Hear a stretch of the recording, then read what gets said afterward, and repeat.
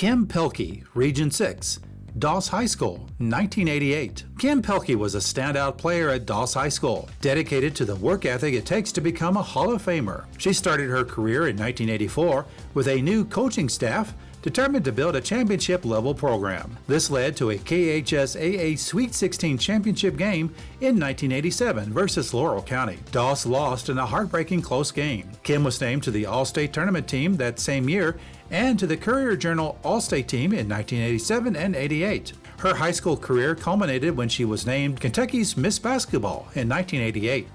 Kim signed a Division I basketball scholarship to play for Western Kentucky University and led the Toppers to the NCAA Final Four in 1992. Kim retired as principal of Pleasure Ridge Park High School and currently resides in Louisville. I know my mom has always told me that basketball was my first love. And gosh, I don't know when it all started. I don't remember a day that I have not always had a basketball in my hand.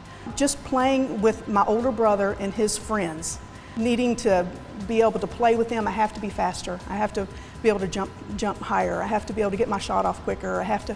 And then I ended up playing basketball in the park at Iroquois Park with all the men growing up.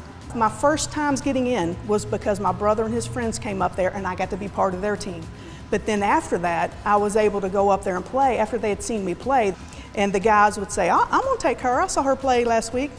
Come on, you can be on guard on my team. Going into my 9th grade year, I went home to my dad and said, I want to try out for the team next week. And he was like, well, it's not tall enough, and my brother was like, yeah, Dad, it needs to be about 10 foot tall. So they got out there and they raised that goal for me. And I practiced for 3 or 4 days at home on that goal and in gym class. And then tried out for the basketball team, and I was surprised that I made the team.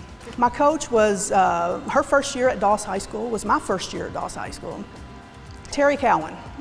And then she brought along an assistant, Debbie Edrington. And so those two ladies, boy, they put us, through it. We started getting good as a team. The crowds started coming in. And when Lisa Harrison and Kim Pehlke were playing, the fire department had to close the gyms down and not let any more people in because it was a fire hazard. And if you didn't get there early, you definitely didn't get a seat. It was standing room only. We were able to win our district most of the time. And then to win our region was really tough. We had to play and beat usually the state champion. So it was very hard to come in first in the region to be able to get to go to the state tournament.